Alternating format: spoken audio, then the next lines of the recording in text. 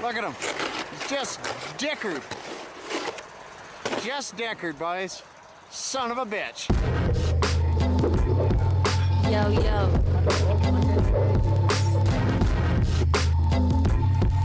Class A, and macro. Not connected, not elected to participate. Bouncing down the stems will make your head hurt. Enjoy the takes. Says her whose head burns from here. Hey everybody, welcome back to Take Her Wide. This is episode 285.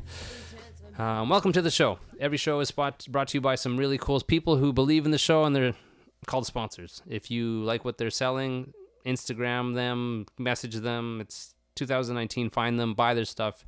I wouldn't line up with these people if I didn't believe in who they are and what they're offering. So I don't know if that means anything to anyone, but they're good people and they have good shit. So let's go.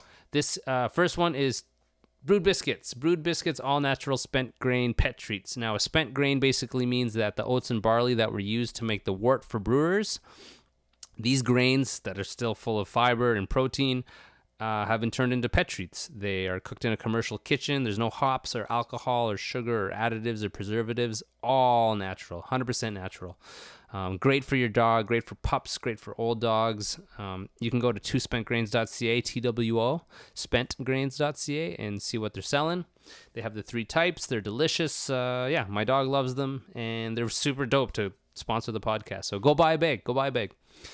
Next, we have Heartbeat Hot Sauce. HeartbeatHotSauce.com. That's where you can find out where to buy it. This hot sauce is the best hot sauce. It's the best. The best hot sauce I've ever fucking had. Fuck Tabasco. Fuck Sriracha or whatever. What is it? Sriracha? Is it? It's so good. The red habanero, it's delicious. There's no thickening agents added. Again, these are all natural. I don't know how to describe it because I'm telling you to like that they're the best, but until you try it, you won't get it. But try it. Go buy it. You can find them in stores across Canada and in the States. I say start with red habanero, but if you're not into that, there's the jalapeno, which isn't as hot. Then you have the new pineapple. They have the blueberry habanero. Great company, run by great people. HeartbeatHotSauce.com. Go get your hot sauce.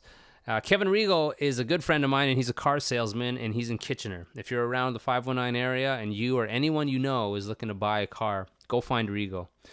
He'll make the process fun. He'll make it smooth. He's an honest man. He's a family man. He's a good friend. He really is. And I wouldn't talk about him on the podcast if I didn't think he was a great dude that you guys will love as well. So yeah, I'm not sure who's listening is in the market, but people are in the market to buy cars. So if you know anyone who's into it, go find Rigo. 3121 King Street East. Mention the show and get special pricing on new vehicles. Ironclad Graphics is the next one. Ironclad Graphics is a silk screening company from Kingston, and they provide me with the shirts, pins. They do enamel pins. They do patches. They did my embroidered patches, stickers, almost anything. They've been doing it for over 15 years, I think. They ship coast to coast. They're competitive. And I've been working with them for years with all my bands. So if you're in need of some merch, go to ironcladgraphics.com. Get a hold of them if you want to tell them I said hi. And we have, it says Pet Treats, Hot Sauce, Rigo, Ironclad, and Wellington, wellingtonbrewery.ca. I sipped on the Hell's Lager for this episode. They're Canada's oldest independently owned microbrewery. They're from Guelph, and they have a shit ton of delicious beer. So shout outs to Wellington. Did I sell that well enough? But yeah, go follow the sponsors on Instagram, on Facebook. Simple. Say hi to them. Let them know that this is working. That's all the sponsors. So this episode is with my old friends, James Arsenian. James is the singer for Exes for Eyes. He also plays in Stab, Twist, Pull. I want to make sure. At the end of this episode, I mentioned that I always say fucking band names wrong and people's names wrong. Yeah, Stab, Twist, Pull. I don't know what it is. What does that say about me? I don't know. But yeah, he sings for Exes for Eyes, and he used to sing with Endast. Exes for Eyes have a new record out now. Came out a couple weeks ago. And it was actually just fun to fucking call James and talk. I haven't talked to this guy for so long. We came up together. We've been playing music in little venues and giving her a go since I met him in 2004. So a really old friend, and I think that is portrayed very well in this episode. So hopefully you guys enjoy it. Hopefully this is a good way to start your week. Work hard while you're listening to this, if you're listening to this. And let's go. This is 285 with James. Yeah, sorry you got to see me on this angle. This iPad is dying, and I had to charge it in, and I'm just trying to get situated here. All good, homie. My man, good to see you. It's good to see you too, man. Fuck, man. I love you. I love you too, man. It's been a hot minute, brother. I know, man. It's like a whole other era when I'd go to Montreal and see you at your place when you were like downstairs, and you know. That was like my favorite living situation, other than what I'm in right now. Yeah. Living in the same building as Sean and Nate, that was like the best. Just we like having roommates, but not because we had our own apartments. You know what I mean? Yeah. Well, and even I think of the times where like Crossley and the dudes would be in town, and we'd like kick it at your place, and yeah, man, it was fun as fuck, man. Fuck yeah. Yeah, you know what? I kind of take those times for granted too, because in my head during those times it's like, oh, this is now where everyone's situated, and this is how life is like. But you know, you're out west now, and you know, whatever, Villa Pen stopped playing, and I don't see our crew that much. I feel like there's like a school of us, but I don't see them that much. I don't see. Well, you know what? That's not true. I do get to see people a lot more. People that I didn't used to be able to see this much more often out here. Like there's certain people in my life that were like, you know, like fuck, I was always super stoked to see them when I'd be out on the road or whatever. And now I still get to see those people, like, I don't know, a couple of times a year. You know what I mean? Mm-hmm, mm-hmm. I wouldn't necessarily see them if I was in Montreal. So there's some of that out here, but I do miss like all my Ontario friends in Montreal, Quebec friends. Yeah, but it's, man, like, yeah, I'm realizing that more and more, that like life is constantly changing, and for the good and for the bad, right? Like people are getting sick, people are fucking dying, and people are having kids, and like people are moving about. So yeah, dude, just on for the ride, man. It's a fucking ride, brother. I'll tell you right. If you had told me 5 years ago I'd be sitting here, no fucking way, man. Yeah, I would never guess in a million years. How long have you been with Brooke? Almost. I guess. Fuck, I'm fucking this up. Probably 3 years, 4 years almost. Okay. Man, I love it. I think about you, man. I really respected your drive, your hustle. Like, you were focused, but to the point where I would worry about you, that it was consuming you. Oh, dude, it consumes me to this day. But I'm just happy that there's this, like, I'm happy you found Brooke, and you can have this like beautiful home life and like stability and like a decent job. Cause like, yeah, you committed hard to the band thing, and it's fucking, so, you know, it's so like a lotto to make it, but it's worth the fucking swing of the bat. And I'm just really happy for you, man. I really am. I'm really like, it's like I worry about you less. I can sleep better when I think about James. I'm like, James is going to be okay. Whereas before it's like, I don't know. Cause you're so, I get it, you know? Yeah, man, I feel like I think a lot of people probably felt that way. My family, especially. You know, like, we don't know what's going to happen with that one, but... I'm super stoked, man. I think about your parents and how, like, all three boys have, like, found someone who loves them, and, like, and yeah, I think about that with, like, Viv's mom. Like, Viv's mom, you know, passed away, but there's must be some peace in knowing, like, well, my offspring is going to be taken care of when I'm gone. Yeah. You know, so yeah, I'm stoked, man. You're showing your fatherhood right there, man. That's something that I never would have thought about, man. But I guess you're right. Yeah. Like, it's the extension of wanting our friends to be okay. I want my friends to be okay, and 100%. I want Mateo to be okay. Sure, yeah. But, yeah. Man, you know, my parents did something fucking pretty cool. You know, like, I have a pretty cool family, and you know, I think about that pretty often. I never really thought about, like, I don't know if they put any thought into that topic. You know, like, are they just stoked to see that?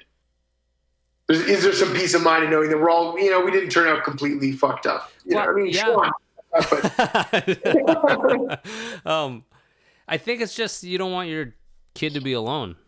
you know, or you don't want anyone to be alone. For me, especially, it's like I don't want my son to be alone because I'm hopefully going to die before him, and same with Liv. And it's just great, man. Like yeah, you fucking burnt the candle at both ends and did some cool shit, and then but. Yeah, of course we're gonna talk. And you know what, man? At a price, man. Like I abused my body in horrible ways. Man. Sure. I got real big, man. I got fucking big, and just drank way too much.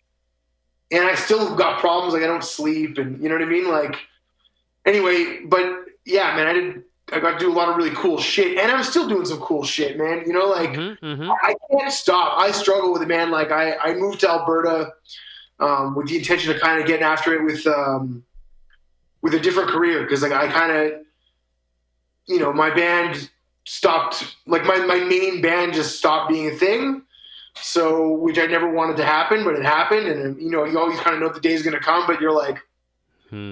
One day, and then it happens, and you're like, well, fucking what now, man? Like, I don't have anything else. Totally, man. I know. So I came here, and I was like, you know, I did security. Like, I've been doing security for a long fucking time, man. It's always what I did between tours, like, bouncing and stuff like that, and I knew I'm good at that. So I was like, well, why don't I throw myself into that? So, man, I've been pushing all of the same energy I have, like, I had and have for music. Like, I'm putting into that now.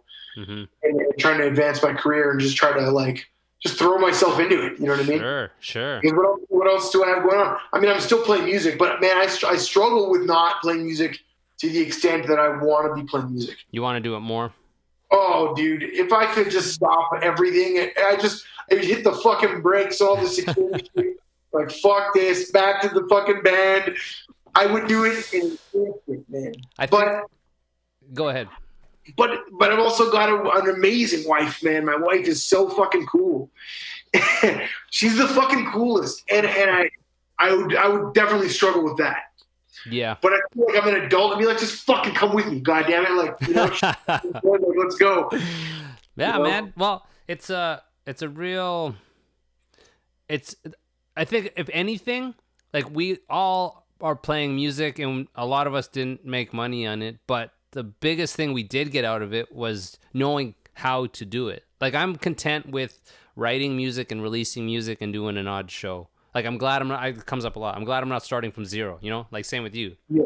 You can like piece it together and like this new record, like it wasn't a whole new experience. You can execute that now and that's great, you know, without having to fucking eat mountains of shit. Yeah, man, just we're going through that. I'm going through exactly that right now. We're putting out this, like, we wrote this record. It's fucking, I'm super into it. I really like the stuff we wrote. I feel like their songs are really cool, and I put a lot of work into it. And but we can't really tour right now on it because there's no time or money for it, and we've all got lives that are super busy, right? So what do you do? You still want to put it out, so you just put it out. You know what I mean? Fucking here it is. Yeah. Here's this thing I did. You know what I mean? For sure. That's kind of the whole purpose of it. Like the perk is the show and the people being stoked, but the core of it is like making something and putting it out there. That's the purpose. And to still be able to do that, I've come really to peace with that. Because we came up the same. We both grinded so hard, and I was worried that there'd be no alternate. It's just like do or die. But you know, like you know that, and I still think about it, man. I still think it haunts me, man. It haunts me so much. Like, man, I've been listening to Matt McGachy from Cryptopsy. He's got a podcast called Vox and Hops. Word, okay, yeah. And they're just short interviews he does with different musicians. He did a bunch of them at Heavy MTL. Mm-hmm. I met him actually, real quick. He did one with Shawnee. Yeah. Oh, yeah. He hasn't released it yet. I'm stoked to hear that. I thought he might have. But I go way back with that guy, man. Like, he was, like, kind of in bands that we came up together at the same time. And, man, just hearing him talk about his experience with Cryptopsy and hearing him talk to all these other musicians on that fucking podcast, it just, like, man, I'm sitting there at work just fucking listening to these podcasts. I'm like, oh, I'm not. There's a party that's not supposed to be here. It's supposed to be there doing that. You know what I mean? Mm-hmm. Well, you still can though. I guess it's a matter of like how much you want to do. Like I'm pretty content, but I also am crazy busy with the kid. So like I'm in a different scenario than you. I don't think I really want to grind anymore. I think I'm done with it.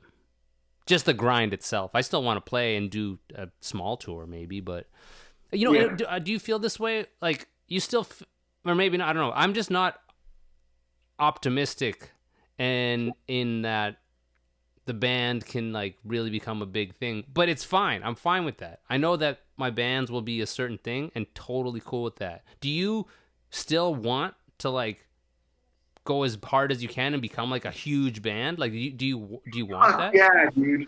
Fuck yeah.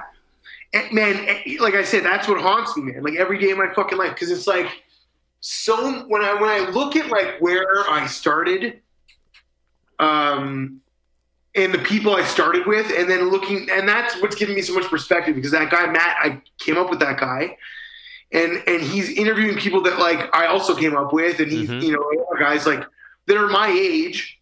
We all, even if they're guys I've never met before, we all like they're around my age, and they came up and they're like doing these fucking big tours and these big things, and just they're fucking living to play music and entertain people, and that is like that is all I ever wanted. You know what I mean? So I have friends who I came up with who are doing it full time now, and I'd be fucking lying if I said I wasn't jealous, for sure. Well, I'm going to be honest about my emotions, but like I know it shouldn't be. Man, my life is not shitty, and I've done a lot of really, really cool shit.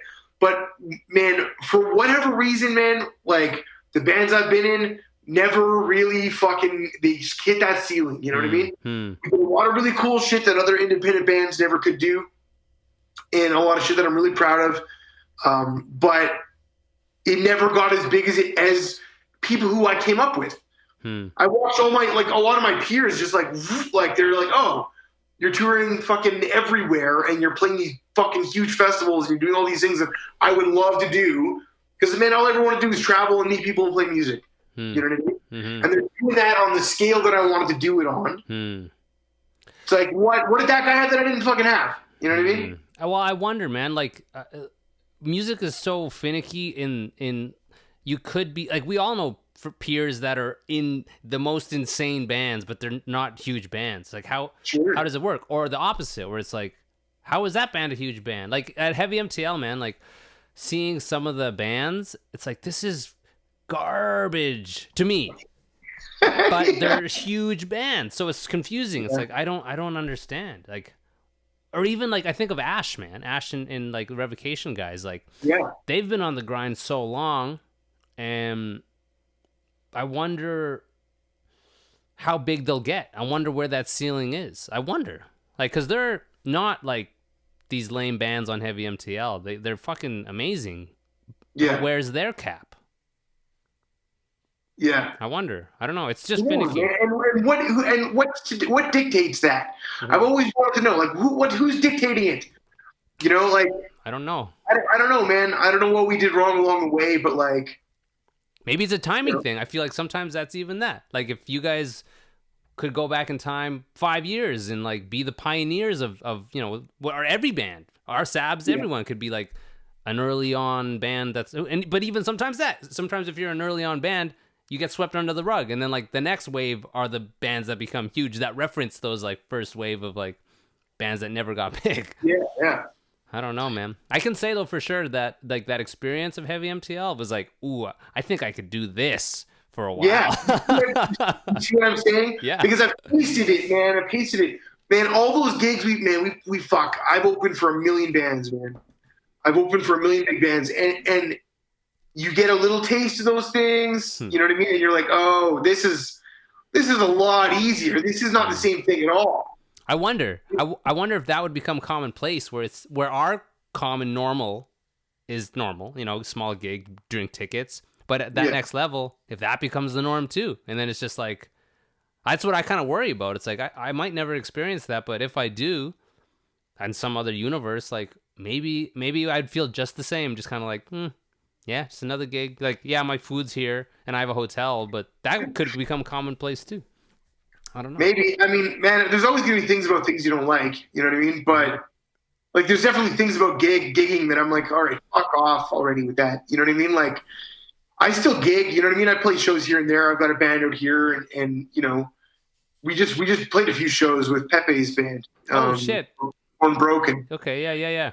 And yeah, man, it was fun. Like, we did like, I don't know, 4 shows, and it was, you know, like, I still love playing shows. Like, a couple of them were fucking low attendance shows.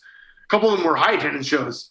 But you know, those low attendance shows, like, well, it's a thing. You do it, and then you load in. You're tired. Like, I came from work. You know what I mean? I'm tired. I don't want to fucking do merch. You know what I mean? Like, it's shit like that. You know what I mean? It's like, like, you do it because it's what you do. You would hope. Go ahead. No, you go ahead, man. I was just gonna say, I would hope that feeling of people being stoked never gets old, and maybe it doesn't. But in my head, I'm like, that would get old. Maybe I'm doing this as a handicap to like be like, it's okay. I don't actually want that. Who knows? Like, I like when I play a good set and people are into it. That's a feeling that's better than anything. That is exactly why I've been doing it as hard as I've been doing it for as long as I've been doing it. You know, I definitely have slowed down, and my priorities have changed in a big way. But I feel like I don't know. Like, at what point am I going to be like, that's enough? I don't see that's enough moment because of that feeling. Because, man, we played Lethbridge, and there was like, I don't know, 20 fucking people, but there was like a middle-aged couple that were like walking by, heard some loud music, and they were like, let's go check that out. And they were so fucking into it, man. They were so into it. They were like, whoa, they stumbled upon this. And I was like, that feeling, watching them get stoked was like, and like genuinely stoked. And they weren't like shit-faced or anything like that. They were just having fun. And sorry, man, my phone is... Robot dance. Sorry, man. You've just been signed and you're going on a huge festival tour.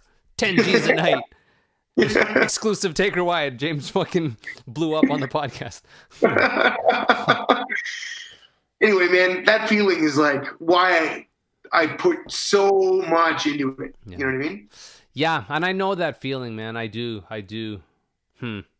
It's different, you know, honestly, for me, because a good show has to have so many things, like people who are into it. Sound has to be good, and I also have to play well. And it's hard to hit the trifecta for me. Oh, dude, it's hard for all of us to hit that trifecta, man. And I feel like everybody's got similar criteria, like what you know, what makes a good show. Oh man, you know? I do dream about like a stage, a sound person. Every show sounds great. Every show's full of people. Every show I play well, man.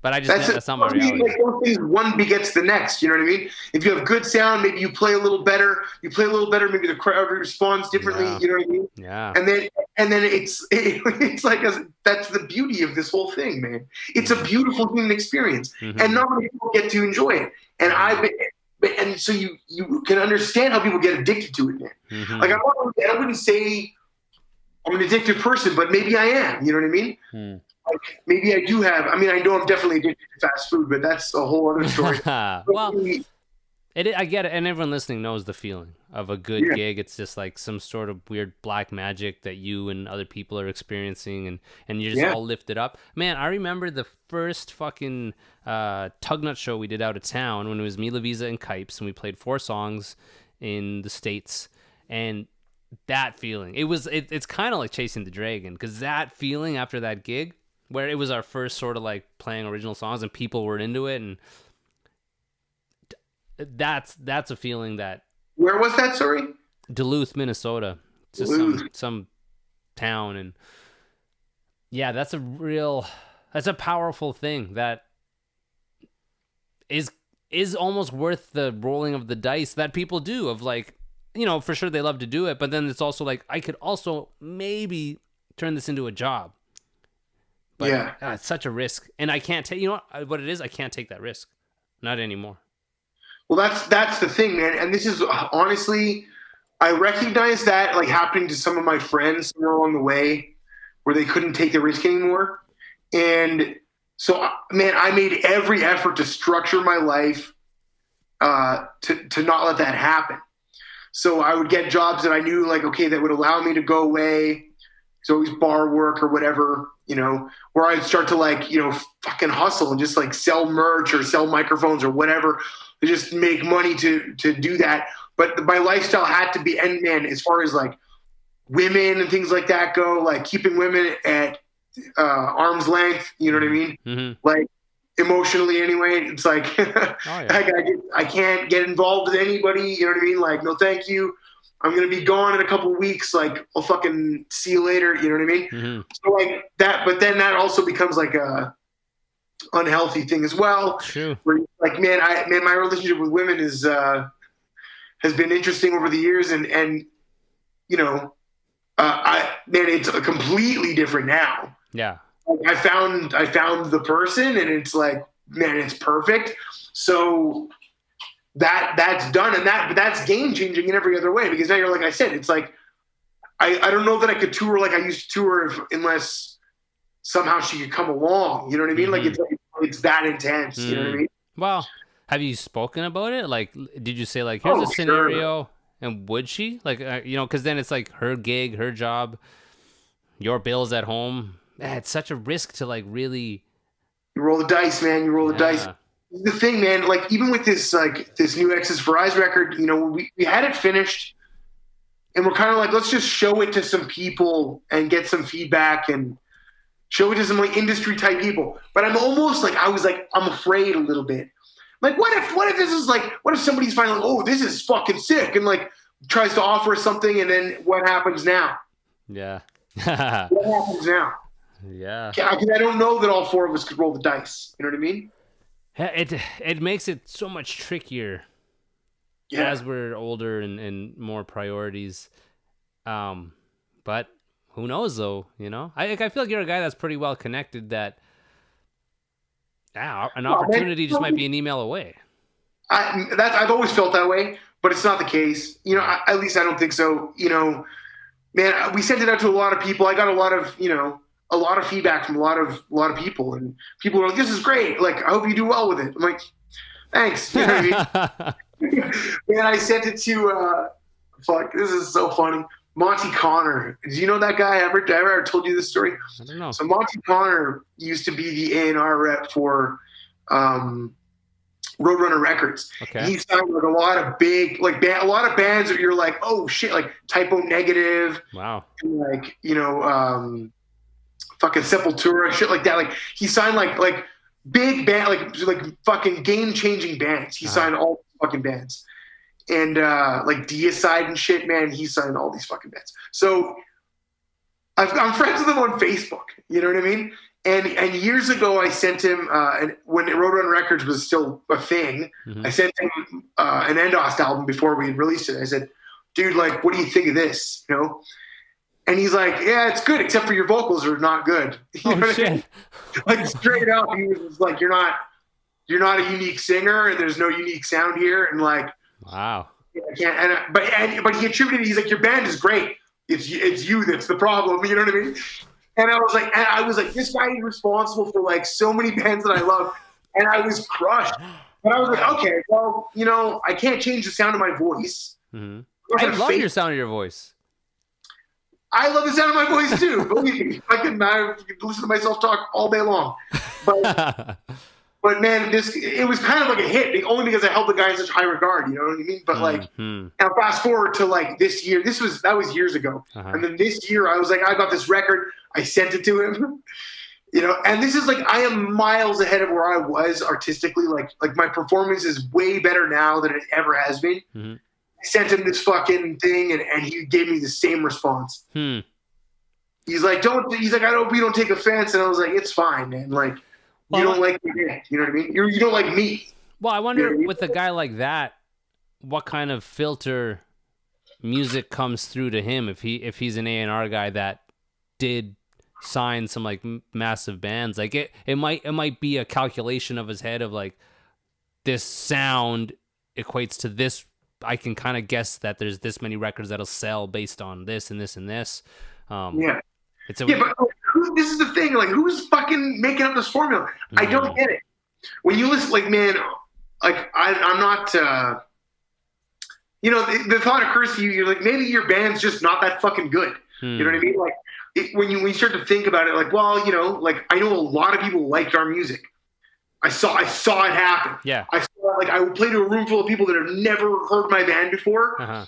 We'd play, and they'd be like, oh, this is fun and good, and they would enjoy it. And you're like, oh, okay, so, like, it validates this thought, and you're like, oh, maybe I am a good musician. You know what I mean? I was able to turn a room full of people who've never even heard of me before, like, into fans. Where you're like, oh, this worked. You know what I mean? Like, what we did, we wrote these songs, we came out, we played them for people, they responded to it, and it's a validating feeling, man. Like, so then when you get this gatekeeper who's like, yeah, I don't think so. Like, it's like, well, would you just be in the fucking room when something like that happens? Or you come and look at what happens in the room? You know what I mean? Yeah. Well, and it is tricky because it is art. It is art, and it's like trying to evaluate it, and like you guys might be the best favorite band of some person, and that is a truth. It doesn't mean that that's not a truth, you know? So like this person in Lethbridge, their truth is that you guys are the best band ever. Buddy over there thinks otherwise. And that's what makes it, I think, tricky to be successful as a band is it's taste. It comes down to taste. For sure, there's like bottom line things like, yeah, you have to be a good band. There's good bands and there's bad bands, or good musicians and bad musicians. And like you guys have never been bad musicians. Like Exes, everyone's got chops, you know what I mean? Endast, good bands. But it's, how do you, even like some of our, you know, favorite, like I was saying, some of our favorite friends and who are in bands that just will never be a big band. Yeah. They won't.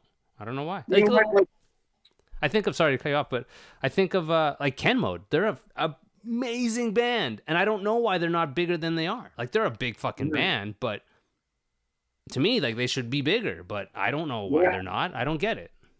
Yeah, I don't get it either, man. I don't know what the formula is. You know what I mean? But, you know, like you said, there is some, you know, like I'm definitely content. Like, I had a lot of fun making this record, and like I still have fun gigging, and I will gig with Exes Fries when we can, and you know, we'll do what we can when we can, and it's great. I'm content with that. Like, I have other good shit going on in my life. Like, I don't want to make it sound like I'm miserable without music. I'm still a fucking happy person. You know what I mean? Sure. My life is pretty fucking dope right now. Actually, things are going really well. So, you know, I'm not unhappy, but I do, like, man, it is always in the back of your head. You know what I mean? Like, fucking, and I can't help but react emotionally when I hear, like, you know, like I said, listen to these podcasts, and even listen to your podcast, and you know, these dudes who are just doing it, grinding, and fucking having fun, living it. I'm like, fuck. Yeah. I miss it. Yeah, man. I don't know. It's great. You know what? I think the biggest success is not stopping. I think that's a huge, because it can be, and it has been so soul crushing, and you lose money, and you play to nobody, and et cetera, et cetera. And you can easily stop, because it is like, why the fuck am I doing this? So the fact that you guys are putting out another record, and even that you're still gigging and being a part of it, is like, it is success. It's a version of success. Mm-hmm. You know, I'm happy that I haven't given up, because I think I'd be pretty miserable because of that feeling like that we talked about. Yeah, for sure. How has it been doing, the record? Because he did the dollar thing again, right? Yeah, but we did it more like as a joke for us, because we, like, it's not a catch. It caught pretty good last time. We've sold a lot of records last time. I don't know how many we've sold right now. Dave Sheldon would be the one to ask. I don't even want to know. So you know what I mean? the doll. It's funny. I saw a post where it's like it's $5.99 on Amazon, or just come through our website. Yeah, because, man, here's the thing. It's like we wanted to sell the album for $1, but if you use these other distribution platforms like iTunes or Amazon or whatever, they force you to sell it for a certain price. Sure. Yeah. Like, well, what if I don't want to make that fucking price? You know what I mean? Yeah, man. But we made them available because I know a lot of people use those services. You know what I mean? You'd be crazy to not do that. you know, in this day and age. You know, but I found it just with the last Sabs record, because it was we did fairly well with it ourselves, but fucking Bandcamp takes giant chunks of that money. Like they don't with physical, they don't really touch the money, but digital, like we sell, you know, and it's like, here's your $3 of that $10. It's like, what the fuck? So to like host it yourself, it actually makes me think, like, you know, next Sabs record or Grubert, like to do something like that, because you are making the whole dollar, right? Or maybe like 98 cents, and PayPal takes like a little bit or something. Yeah, totally. And that was or the workaround we did last time was that we sold the record for $1 US. Okay. Yeah. So when it came out on our end, it was just about $1. You know what I mean? Yeah. So even after the fees and that. So, but yeah, I don't think we're doing that this time. I don't think. But yeah, it's all our money. You know what I mean? Yeah. And it just puts it. I know we're definitely selling records. Sure. Like we're definitely selling a lot of them, because a lot of people have hit me up and been like, "It's fucking good," and that's awesome. I'm really stoked that people are listening to it and getting into it. You know what I mean? Even if they just fucking spin it on Spotify, I don't care. I just want people to hear the record. Sure. You know what I mean? Yeah. Doing stuff on the record creatively I haven't done before, and you know, just trying to get outside the comfort zone and do new shit. And I'm stoked on it. Have you listened to the record? I have listened to it. I listened to it today. Yeah. I was going to ask about Pepe. He recorded that in Montreal, or like, was that just a conversation? Like, come on the record. Yeah, man. It was, I mentioned it to him around the time of my wedding that I wanted him on the record. And then I forgot that I said that to him. And then when we were in Cuba for my brother Chris's wedding, he reminded me, he's like, "Oh yeah, like, do you still want me on that record?" I was like, "Fuck yeah, actually I do." So as soon as I got home, I was like, "Here's the song, here's the lyrics," and he had it done in like 3 days. Sick, man. So yeah, man, I tracked all the vocals here in Calgary out of this room that I'm sitting in. Just okay. Yeah, What'd you use? Sorry? What'd you use for your vocals? Like one of your mics, or like just GarageBand? Or I used an SM7B through a duet like input, like an audio input that made for Mac. Okay. And right into like the free version of Pro Tools. Okay. And I had to get Dave to kind of give me a crash course on what to do, and you know, man, what a blessing to have his talent and resources, because I think the record sounds really, really good. And you know, he was able to take, like, man, it sounded pretty good, man. Like, I mean, I wish I'd had a booth and everything else, but like, we made it work, man. It sounds good. Man, well, I don't know. Well, I feel that, like, the Grubert stuff, at least, we'll do vocals at the hall. It's like, it's yelling. I don't know how good it needs to be, you know, like, to just have a decent mic, and I don't know. It's not like drums. Like, I'm sure there's people who'll be like, "No, you need a booth," but like, do you? I don't know. You're just fucking yelling. That's the thing, man. Like, and you know, it's the technology's there now where it's like, it's passable. You know what I mean? Like, maybe if you're some sort of audio file, you can like, I don't think these vocals were recorded in a fucking booth. The bit rate is a little off for me. yeah. Like, go eat yourself a penis, and I'll be trapped in my office. You know. So you did it right there. Do you have like? Here. Do you guys in a house or an apartment or a townhouse, or? We have a little house. A house. Yeah. Fucking right. Yeah, it's cool, man. We have you're coming through here soon, but I think you might be leaving right away after your show, no? We'll have to figure it out. That's a Friday, I think, or a Thursday. Depends. There's still some things up in the air, but yeah, it'd be sick. Man, it's like, just to have a house, when you say recording your vocals in your house, fucking Mark, when he was like in his townhouse before, would just record his vocals, and I could never do that. Like, having neighbors like attached to you, like, fucking raw, like, no way. Dude, I used to do all my Cheeto Dust stuff in my apartment in Montreal. My fucking neighbors listening, man. Fuck them. Oh, no way, man. Even my vocals, I tell Mark, like, just like, I'll do them on my own at the hall. Like, I don't want anybody here to. Yeah, you're not a singer though. You know what I mean? It's like, yeah, I like it when people hear me. You know what I mean? Fucking have a listen. Feast your ears. So you were saying though, like, for this record, like, how did you push yourself, like, thematically, or like your performance wise? Like, where do you think the biggest change vocally is from the last one to this one? Man, I tried some stuff with like just like actually singing. You know what I mean? Like some clean singing and some stuff like on there, like this track 8, the I Miss My Friends, that song. Like there's stuff on there I've never done anything like that on a record before at all. You know what I mean? And I was like really like I would track these things and just send them to Dave and be like, I hope he doesn't fucking just hate it. You know what I mean? Because I'm not a good singer, man. I'm a good I think I'm good at the screaming end of things, but I'm not a good singer. But I wanted to try. You know what I mean? I wanted to try some stuff, and so on a couple of the tracks, I tried some things, and you know, Dave had to fancy it up a little bit on one of them. You know what I mean, to make it sound like presentable. Sure. But like he just layered some stuff. You know. Was that like just to like because you're bored of screaming, or does that kind of play this kind of tack onto this? But does that play onto like wanting to reach more people? I have a friend of mine who plays in this band Auras, and they're like genty progressive metal stuff. And then like he was just straight up like, oh, I put tons of singing in the new one. I just want it to be more accessible, you know, like, and it's like these big, huge hooks. It was a conscious sort of like, I want this for more people. For you, was it that part of that, or was it just like creatively you needed to do something different? Yeah, so it definitely wasn't. It wasn't a conscious decision in regards to like trying to reach a different audience or anything like that. For me, it was like Dave would write these songs, man. Dave writes the music, right? So like all the music, basically. You know what I mean? He writes everything from A to Z, and then the guys come in and track. They just basically write. They play to what he wrote. You know what I mean? Mm-hmm. So when he'll send me a song is basically done, just like add your vocals to this, and some of the stuff that he was sending me, it's like, man, I'm hearing in my head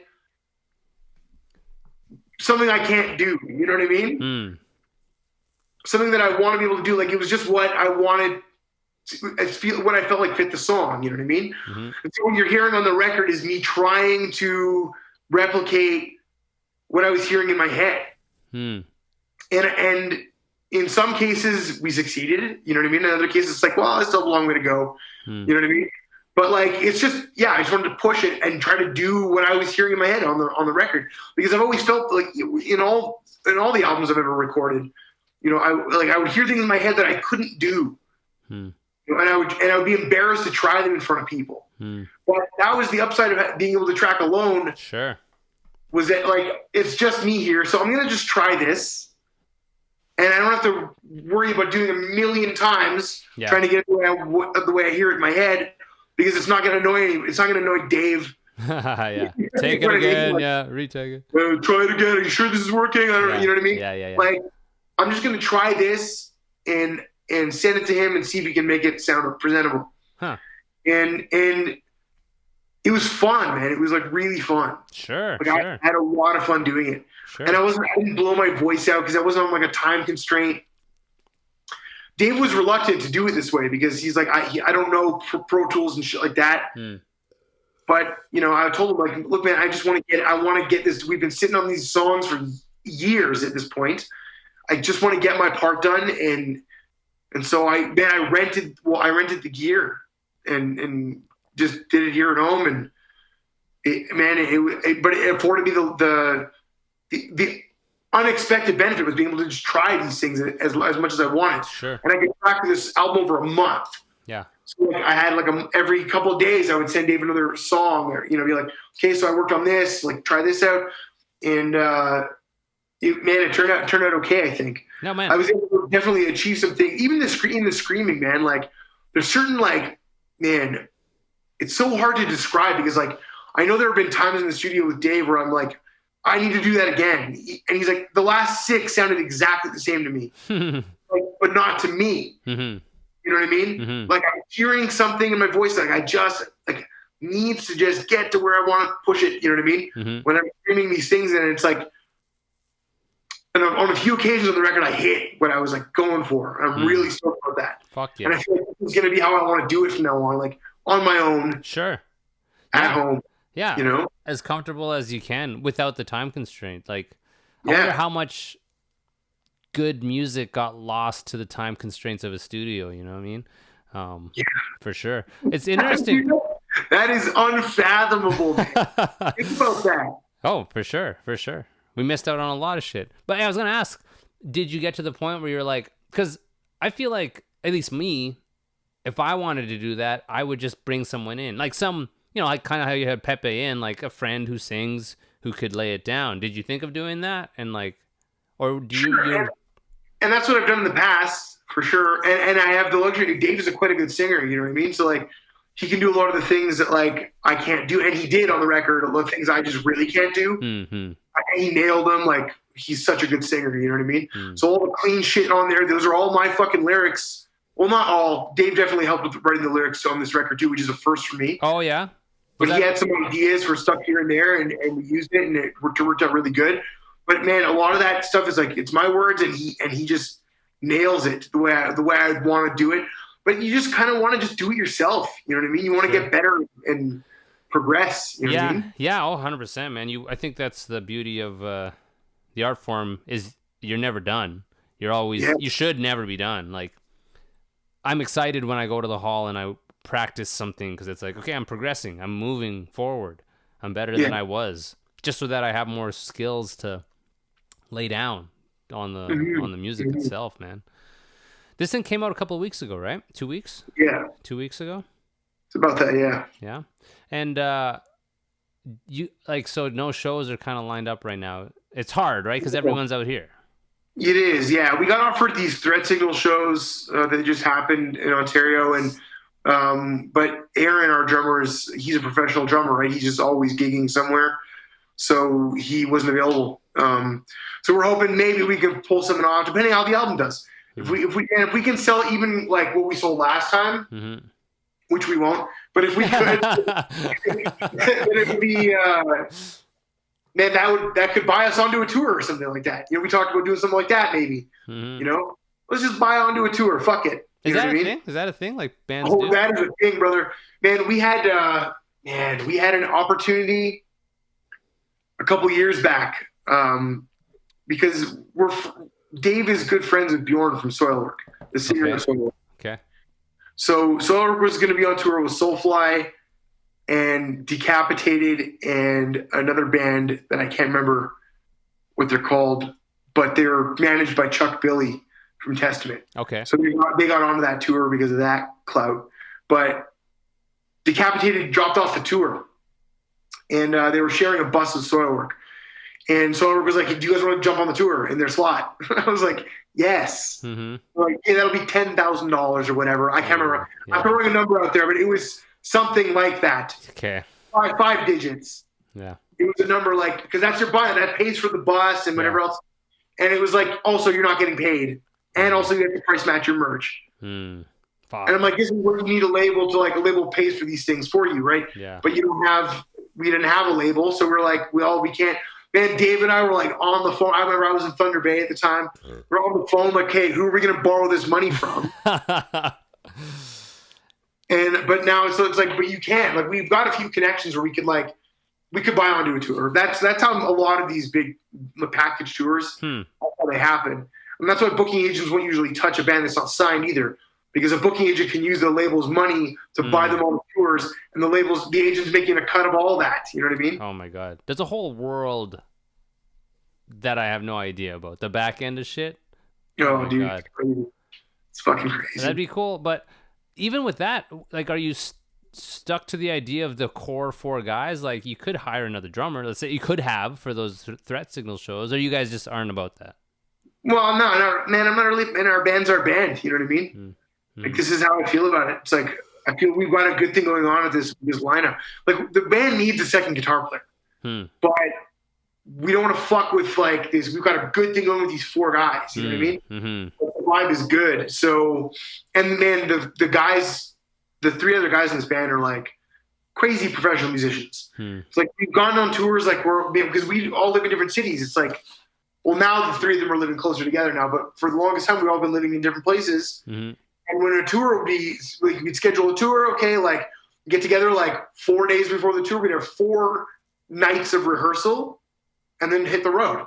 Mm-hmm. And you do that, and it would be good. You know what I mean? Totally. Because you have this caliber of musician you're playing with. You're like, oh, these guys, like, know what's up. You know what I mean? Oh yeah. So we're lucky that way. So I mean, we will gig. I'm sure at some point we have to play some shows. Mm-hmm. You know what I mean? Yeah. To promote this on some level, but where, when, and this, like the scope of that, I have no idea. Mm-hmm. Well, I think it's less stressful because like all your eggs aren't in that basket. You can't just release an album, and it is like I'm sure you want to do it, but it's like I feel like an older version of James would lose his mind. Like we're not doing shows behind this, and even a younger version of me, you'd be like, we're not putting this out until we're doing a tour type shit. But yeah, it's just that is change. That is definitely like there's a part of me that feels that way for sure. But yeah, you're right. It's like, man, I've got other good shit going on in my life right now too. You know what I mean? It's great. I'm not like panicking. You know? No. Yeah. No. Feel the burn a little bit. Yeah. Fuck. Well, man, I do it about an hour. I wanted to play a track off the record if that's cool. Sure. I was listening to it and I like the metal. I think that's what it's called. Yeah, track 3. Making sure, yeah. If that's cool, and I'll put that in. Sure. Okay. So this is the metal by Exes for Eyes off of of Strength and Sorrow. I have to look at it because I'm a half head and I say things wrong all the time, and I say people's names wrong and band names wrong. So fuck. All good, man. Oh man. So I'll put it in right here for the Hibzine.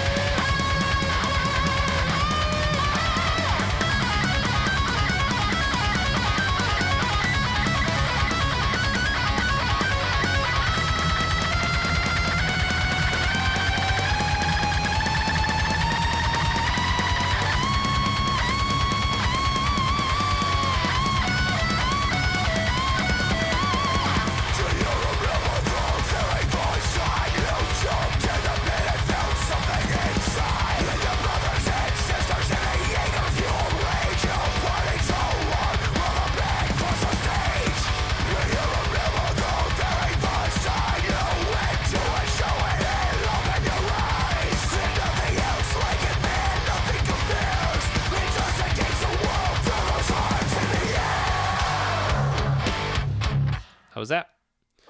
Sounds good. Hippie. Sounds great. Oh, yeah. Old Bergeron. Hippie Hipperton. Fuck, man. Whole lifetime ago. What recently someone showed me we found old Tugnut shirts at the hall, like old ass moldy, like actually, and you're on one of them, the one with the crew of people where it's like Whitney Houston and Big Bird, yeah, and you're like the faceless guy. Yeah. Oh my god, Yeah, man. what an experience though, and I wouldn't have traded it for anything. Made the best fucking friends.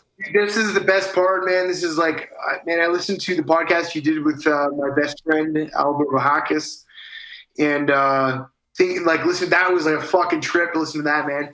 And I think, like, man, it's just so cool that we all got to meet each other, and I've made so many cool friends. You know what I mean? I feel like it was crazy, unique, and special. I mean, maybe it wasn't, but like, just the timing of that Sudbury gig and then becoming friends with you guys in Montreal, and like maybe like, you know, the next generation of musicians will experience the same sort of thing. I'm probably, actually, now that I think about it, probably, because I remember Korn's first record and all the bands they thank. I'm like, how are they all friends? That's crazy. But yeah. Man, it was really all of us trying. It was all such a like group effort of like, we're all championing each other. Like, yes, you make it, and let's fucking, one of us will make it. It's the closest I've ever gotten to sports. Totally. Because your band's like your team, you know what I mean? Yeah. But you're also, man, I always root for my friend's team. Yeah. It was never competition for me. A lot of guys got competitive about music. I never got that way. You know what I mean? I never really would be like envious, you know what I mean? But like, of my friends' successes and stuff like that. But like, just also so stoked, you know what I mean? Like, fuck yeah, dude, like you're doing it. Oh man, and even like to have you guys over at the house, and we had like it was you guys and Marv and I feel like another band at the Nutsack, and it was so much fun. I remember one time, I think maybe it was you, where Mark Saran wrapped the toilet. This is me, brother. It was you. So for people listening, I might have told this before, but yeah, basically that. You were the first one in and fucking went to piss and sprayed everywhere. Oh, man, he unscrewed the light bulbs just enough that they wouldn't work, so I couldn't see the fucking saran wrap. Oh my god, genius! Everywhere. Fuck, man. Man, how about coming? We rolled up on your house at like, it was probably like 3 or 4 in the fucking morning, and you guys, all 3 of you, met us on the porch with your balls out. Yeah, for sure. There's hug. One time where we left like porn on the TV, like paused so that when you turned on the TV, it was like a big dick or something, and then like that was us as well. Yes, mint on the pillows, and oh man, like just the fucking best. You know, that's when I moved from like emo. There was no scene there, and I remember being excited to be like, oh, I'm gonna be part of a scene, thinking like I'm gonna be part of like the Guelph at the time, but the city that I'm moving to scene. And then, you know, you learn that the scene is all of us. It was the fucking best. What the hell was that? Jesus. Fucking haunted. Ghost of Tugnut Pass. Oh my god, yeah, it's crashing down on me. Well, let's kind of close this off. How do we shout out all the stuff here, man? It's exesforeyes.com, I think. Yeah, you can buy our new record, exesforeyes.com. We're trying to sell 30,000 copies to make it go aluminum. Aluminum. Yeah, that's the running gag. Yeah. Hell yeah. We were trying to go platinum last time, and we sold about 16,000 records. So it's pretty good. We can double that this time. We'd be super stoked. So please go out there and buy that record. Yep, it's only $1. Only $1, man. Fucking, you spend more than that at Timmy's. Yeah. Support some guys that are fucking aging musicians that are still doing it for, you know, they love to do it. They can do it. It's a great record. What else? I guess Exes for Eyes has everything, right? Yeah. It's got the Instagram, Twitter. Exesforeyes.com, yeah. And I'm also in a band called Stab Twist Pull. You guys can check us out on the internet as well. Cool. All right, cool, man. Let me just close this off real quick. James, man, I love you so much. I love you too, man. I love you so much, buddy. I love you too, man. Like I really do. Genuinely and forever. Yeah. Down for life. I know, man. I'll keep in touch about when we're heading out that way and sort all that details. And yeah, I would like that. Next time, man. Next time, hit me up so we can play together. Yeah, sure, man. Let's do it. I was surprised that you guys didn't hit us up. You honest to God, didn't think about it. I hit up Sergey. I didn't even think to ask you about like let's do a gig. Honestly, you're still like in Montreal mentally. You're physically like in Calgary, but yeah, I didn't connect the dots. But yeah. Yeah, I got a ripping band. Let's fucking do it next time. Let's do it, man. Fuck. Yeah. I just a gig came to mind. You guys, Seething, us in St. Mary's, and Disgust too. And I think you we got stuck there for a fucking like. Oh my god, that's a whole other fucking story. But I just remember like, I think you were in your underwear at some point. It's probably pictures of that somewhere, but all right, cool. Yeah, man. Listen, it's just I gotta call you more often, man. It's like a lot of my friends I need to call more just to say hi. I'm super happy for you, dude. I'm so stoked for you and like just where you're at, and man, it's you're a beautiful dude. So I'm happy for your happiness. That means a lot to me, man, and I appreciate that, and I feel the same way about you, man. I just love you to infinity and back, man. Love you 3000. I just watched that yesterday, so. Hey, fucking shoot me on any time, man. I will. I need to, man. I will. We'll talk shit on Shawnee. Fucking right. Fuck you, Shawnee. Okay. All right, be good, man. I'll talk to you soon. All right, later, brother. Okay, peace, man. All right. Yeah, man. Just go so far back with that guy. I think I met them in 2004. 2004, fucking 15 years ago. Weird gig in Sudbury. If people who listen to the podcast, they know that story. But anyways, yeah, thank you guys for listening. Make sure you grab that record. It's only $1. Just fucking buy the record. Support these guys. As far as shout outs, let's shout out the sponsors. I have Brewed Biscuits, your pet treat, all natural pet treats, all natural spent grains. Ocho loves them. Affordable, 3 flavors. Small business, go support them, buy a bag, it'd be sick. 2spentgrains.ca, that's TWO, spentgrains.ca. Heartbeathotsauce.com, the best hot sauce I've ever had. Amazing company run by amazing people. Kevin Rigo of Hefner Toyota, he's at 3121 King Street East. Go buy a car off Rigo, be sick. And who else? WellingtonBrewery.ca for the beers. I had a Hell's Lager today. They're delicious. I usually have them. And Ironclad Graphics for your silk screening needs. Get some merch through them. I have t-shirts if you guys want to buy them. I have pins, patches. The Instagram is there. There's, pertinent information on the podcast, be it sponsors or contests or previous guests, all that stuff. TakeOurWide.com is the hub for everything. Subscribe to the YouTube channel if you can. It's a simple click. It helps me out. Review the show. Share it. Tell a friend. It's fucking crazy that I haven't stopped doing this because it is a labor of love. But it's fun to shoot the shit with my friends about music. So if you're into that or if you know a friend who's into it, tell them. And that's it, guys. Have a fucking sick week. Crush it this week. School's starting again. I'll update you with my adventure in taking Tay to school for the first time. Fuck. Wonder what the over-under is on me crying, but anyways, whatever. I'm just ranting at this point. I love you guys. Have a good week, and I'll see ya. Okay? Peace.